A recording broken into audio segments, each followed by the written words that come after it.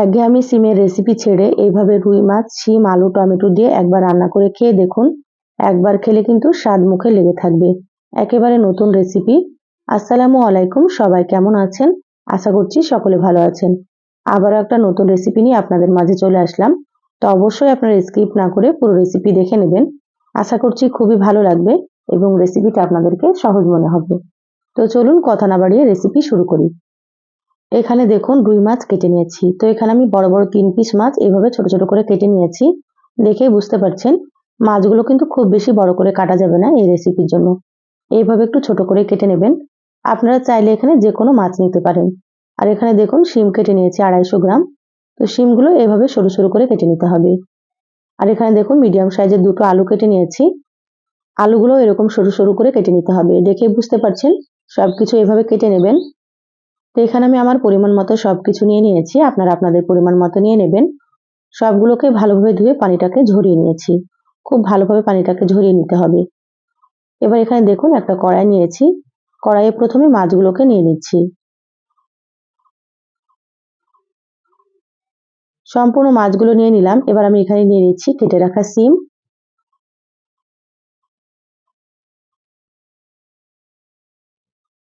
এবার এখানে দিয়ে দিচ্ছি কেটে রাখা আলু।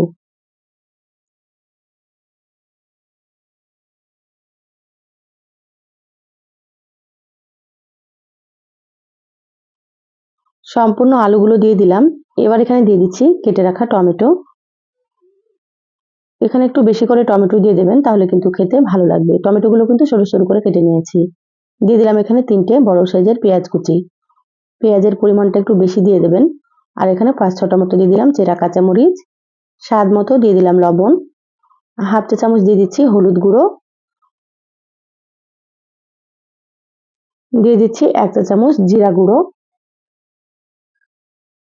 হাফ চা চামচ দিয়ে দিচ্ছি ধনিয়া গুঁড়ো। এখানে হাফ চা চামচ দিয়ে দিচ্ছি মরিচের গুঁড়ো। আপনারা যেমন ঝাল খাবেন সেইভাবে করে মরিচ গুঁড়ো দিয়ে দেবেন।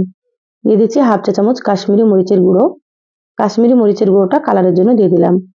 এবার দিয়ে দিচ্ছি 1 চা চামচ আদা বাটা। আর 1 চা চামচ দিয়ে দিচ্ছি রসুন বাটা।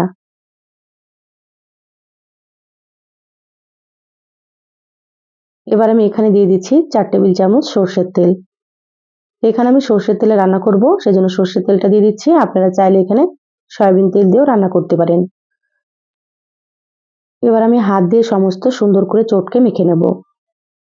যত ভালোভাবে মাখা হবে রান্নাটা কিন্তু ততই বেশি ভালো লাগবে খেতে। আর এইভাবে সুন্দর করে মাখতে মাখতে কিন্তু সবকিছু অনেকটাই নরম হয়ে যাবে। তো সেই জন্য আপনারা কিন্তু এই কাজটা হাত দিয়েই করে নেবেন। হাত দিয়ে করলে কিন্তু খুবই ভালো হবে। যারা ভিডিওটি ইউটিউব চ্যানেল থেকে নতুন দেখছেন, প্লিজ চ্যানেলটা সাবস্ক্রাইব করে চ্যানেলের সাথেই থাকবেন। আর যারা ফেসবুক পেজ থেকে ভিডিওটি দেখছেন, একটা লাইক দিয়ে পেজটা ফলো করে রাখবেন পরবর্তী ভিডিওর নোটিফিকেশন পাওয়ার জন্য।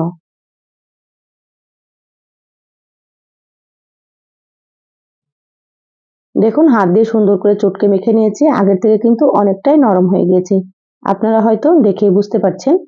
এইভাবে আপনারা একটু সময় নিয়ে সুন্দর করে মেখে নেবেন। খুব ভালোভাবে মেখে নিলাম। এবার আমি এখানে দিয়ে দিচ্ছি পরিমাণ মতো পানি। এখানে আমি 1 কাপ পরিমাণে পানি দিয়ে দিচ্ছি। যেহেতু সবকিছু সেদ্ধ হবে সেজন্য একটু পানি দিতে হবে। এবার গ্যাসটা অন করে দিচ্ছি। ঢাকা দিয়ে রান্না করে নেব 5 থেকে 6 মিনিট, তারপরে আপনাদেরকে আমি দেখাচ্ছি।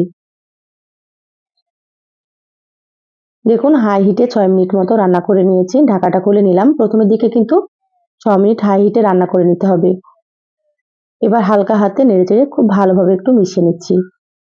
এখানে কিন্তু হালকা হাতে নেড়েচেড়ে নিতে হবে, যেহেতু মাছগুলো এখানে ভেজে রান্না করছি না, নরম থাকবে, সেজন্য আপনারা কিন্তু হালকা হাতে একটু নেড়েচেড়ে নেবেন। দেখুন আবারও ঢেকে দিচ্ছি। ঢাকা দিয়ে আবারও কিছুক্ষণ রান্না করে নেব। আবারও 5 থেকে 6 মিনিট মতো রান্না করে নিয়েছি মিডিয়াম আঁচে। ঢাকাটা খুলে নিলাম।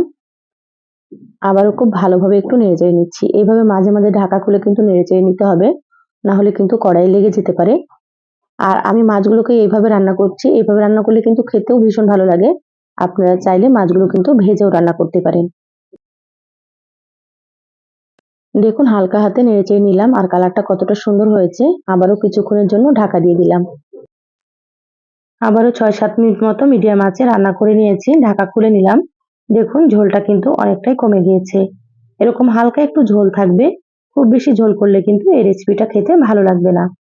আর কালারটা দেখুন অনেকটাই কিন্তু চেঞ্জ হয়ে গিয়েছে। সবকিছু সুন্দর মতো সেদ্ধ হয়ে গিয়েছে। তা আমি সবসময় সহজ রেসিপি আপনাদের সঙ্গে শেয়ার করার চেষ্টা করি, রেসিপিগুলো খেতে ভালো লাগে। আপনারা একবার রান্না করে খেয়ে কমেন্ট করে জানাবেন কেমন লেগেছে। এবার আমি এখানে দিয়ে দিলাম হাফ চা চামচ গরম মশলার গুঁড়ো আর বেশ কিছুটা পরিমাণে দিয়ে দিচ্ছি ধনিয়া পাতা কুচি। রান্নার শেষে গরম মশলা আর ধনিয়া পাতাটা দিবেন, তাহলে কিন্তু খেতে আরো বেশি ভালো লাগবে। এবার হালকা হাতে সবকিছু খুব ভালোভাবে মিশিয়ে নিচ্ছি। আপনারা তো শিমের অনেক রকমের রেসিপি খেয়েছেন, তো এইভাবে একবার রান্না করে খেয়ে দেখবেন, স্বাদ কিন্তু মুখে লেগে থাকবে।